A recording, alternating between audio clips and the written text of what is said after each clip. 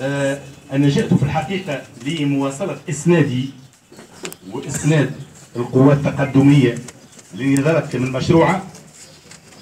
نظارات فيها جانب إنساني، ثم معاملة إنسانية من كنا نسمع فيه، معاملة معناها لا تشرف الوضع في تونس في ظرف الراهن، ومعاملة استغلالية كيف أنه اليوم المطالب نتاعكم المشروعة اللي اطلعنا عليها واللي هي موجودة معناها في الوثائق المكتوبة، واللي في تصنيف مهني معناها ملخصها في تصنيف مهني للمؤسسة أجر يحفظ كرامة العمال، معناها معاملة إنسانية ووقاية من حوادث الشغل، هذه الكل مفقودة.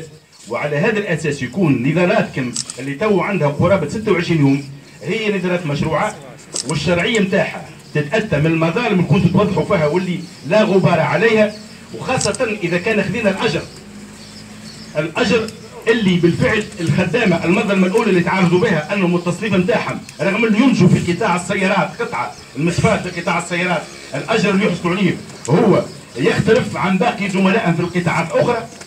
إضافة إلى هذا المرة اللي فاتت أنا كنت فاكر جبت معلومة، قلت لكم أجر الكرامة اللي تحدثت عليه منظمة العمل الدولية واللي ذكروا عضو المكتب التنفيذي في التلفزة في شهر نوفمبر.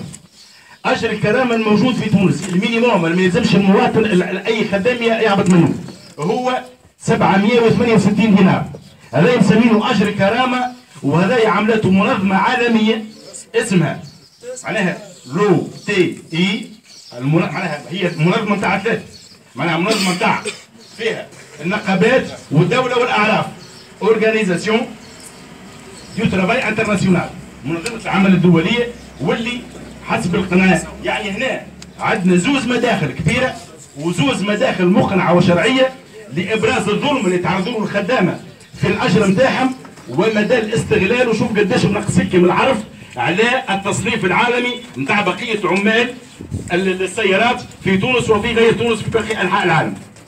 هذه إضافة إلى المظالم الأخرى، المظالم السلوكية، واللي بالفعل لم نستغرب كيفاش مازال أو بعد الانتفاضة وبعد هذا الكل وبعد ما تكلموا على الحقوق وكذا كذا كيفاش مازالوا العمال واحد يعمل اكسيدون ويدخله على اساس انه معاق جاي من برا لا هويه ولا عنده اسبقيه ولا عنده نظام ولا عنده حد شغل ولا حد شيء. هذه مظالم مفضوحه ومظالم موصوفه بالجمله، ويجب ان نقف ضدها وان نناضل ضدها، ويستنكرها كل ضمير وطني وكل ضمير نقابي وكل ضمير مهني مناضل. بالنسبه اذا للمساله الثانيه، ثم حاجه راس مال من رؤوس المال نتاعنا لتحقيق المطالب نتاعنا هي الوحده نتاعكم. وانا ارى جموعا من العمال معناها حسب ما سمعت من الكلام وحسب ما راه تشدها عرى الوحده والتضامن والنضال، وواحد ما هو مسلم في واحد، وهذايا عربون كبير واساس من اسس النجاح نتاع النظام نتاعنا.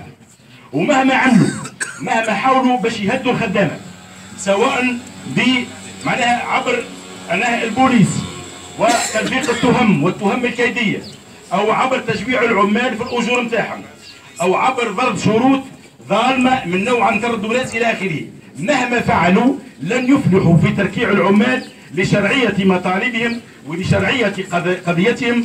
والقضيه دي فاتت تو مش تخرج من نطاق عمال المسفات وستنتشر على مستوى باقي المؤسسات، وربما حتى تخرج حتى البر خارج تونس ونلقوا تضامن من تونس، وسآتي إلى ذلك فيما بعد. المسألة الثالثة، علاش ما تمش حل؟ علاش ما عملوش لحد الآن حل بالعمال؟ رغم أنه وصلنا توا 26 يوم من الإضراب. هم يراهنوا على برشا حوايج، يراهنوا أنه نجموا الخدامة ما نجموا نشقوا لهم صفوف، ما نجموا نجيبوا جماعة، نجموا نقدموا جماعة، وتبين أن وحدتكم لا نقاش فيها، وهذا مكسب كبير. كيف ثم حاجه لازم نوعوا بها. الدوله نتاع شكون القادة موجوده اليوم في تونس؟ الدوله اليوم صحيح يقولون دوله شعب، لكن هل هي دوله نتاع الحق ونتاع الزوالي ونتاع الخدم ونتاع البطال، ولا دوله نتاع العراف؟ هم يحبوا يقولون عن دوله الناس الكل، هي في الممارسه من غير تنظير، من غير ما نقول كمان راني قريت في الاقتصاد السياسي انها دوله الاعراف وانها دوله طبقات رجعيه. تبين انها بالفعل على من تجربتكم الخاصه انها منحازه في المفاوضات وفي في المعركه نتاعكم. الدوله ما كانتش على الاقل عنصر محايد، الدوله كانت معناها منحازه العرف، وبالتالي هي دوله اعراف. وهنا يلزموا اكثر انه النظام نتاعنا احنا كيف لازم نقوموا من تضامن العمالي تضامننا مع المنظمات التقدميه، لانه الى حد الان الدوله والنظام اللي قاعد يحكم فينا هو نظام منحاز الى الاعراف والى الطبقات اللي عندها السلطه تو، ومهما تسبوا زينوا مكجوا بالديمقراطيه وبحقوق الانسان. وين حقوق الانسان؟ هؤلاء يعملوا اكسيدون هنا يقولوا عاملين انتم معاقين من برا. واحد يعمل اكسيدون في المعمل يقولوا انت تضرب في الصفاقس. وين هي الحقيقه؟ ما ثماش. اذا يحبوا حتى الحقيقه ظاهره يحبوا يتمسوها ويحبوا يضيعوها، واحنا يلزمنا نوروا بهذا وننادوا على هذا ونعملوا على فضح الممارسات هذه بكل ما اوتينا من قوه. اذا ما نطولش عليكم، اذا ازاء معناها عدم الاستجابه لمطالب العمال، احنا عندنا يعني برشا عوامل نتاع نجاح وبرشا عناصر مساعده. عندنا الوحده نتاعكم اللي نركز عليها، عندنا منظمات نتاع برشا حقوقيين، عندنا منظمات نتاع احزاب تقدميه، عندنا معناها مسانده نتاع منظمات تقدميه. هذه كلها عناصر مساعده، واضافه الى ان مطالبنا مطالب شرعيه ومطالب معناها على حق. وهنا معناها اعيد واقرا: ما ضاع حق وراءه طالب، وكل يعني معناها من نضال من اجل مثل شرعي يحققه طال الزمان او قصره. مهما كان وحدتنا والاسناد هذا هو ضامن وهو صمام امان لتحقيق المطالب نتاعنا. بقي لي ان اقرا عليكم رساله تضامنيه، رساله اسناد من الحزب، من حزب لامال بي دي الالماني. الحزب هذا جاء تونس والتقى بوفد منكم وحدثوه الوفد منكم على المظالم اللي تتعرضوا لها. الحزب هذا بعث رساله نتاع مسانده بالفرنسيه، انا ترجمت منها زوج فقرات بلغتنا وباش نقراها، وبقيه يعني الرساله ماشي طويله فيها 4 فقرات، ساحاول ان اقراها ونلخصها لاكون امينا لهذه الرساله.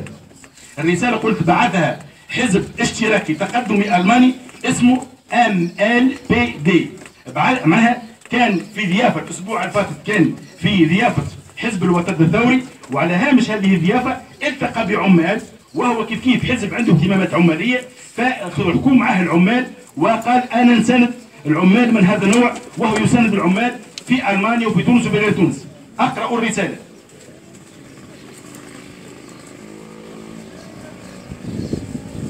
6 ماي 2015 الى عمال المصفات بجديده في تونس. شار كولاك، يعني زملائنا الاعزاء رجالا ونساء، نقدم لكم التحيات النضاليه لحزب لامال بي دي وتحيات منظمته الشبابيه ربال. فبمناسبه اجتماعنا مع حزب الوطن الثوري علمنا من وفد عمالي منكم باعتصامكم الشجاع. 800 عامل، يعني انتم المعمل نتاعكم 800 عامل يناضلون ضد مناول لشركات احتكاريه عالميه للسيارات، وقد ذكر لنا زملاء منكم انكم تنتجون مصافي يعني ديفيتر ل 66 شركه احتكاريه عالميه مثل فولكسفاجن ودايملر ورونو وغيرها، ولا يمكن للانتاج العالمي ان يحصل اي معناها ان يتقدم اذا لم تنتجوا انتم هذه المصافي. معناها المصافي نتاعكم اذا كان وقفت ما نجيش برشا مؤسسات اخرى وبرشا معامل اخرى باش تقف وما تقدمش.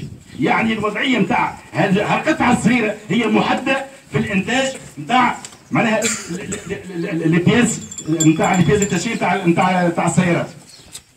اذا ولهذا السبب فان اضرابكم سلاح قوي.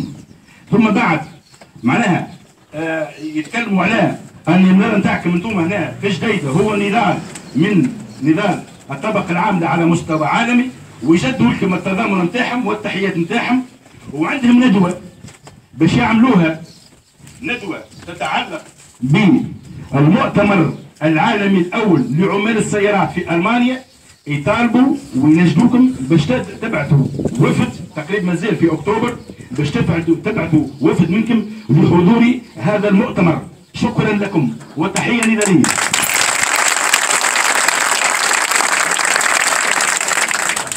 تحيه للمناظر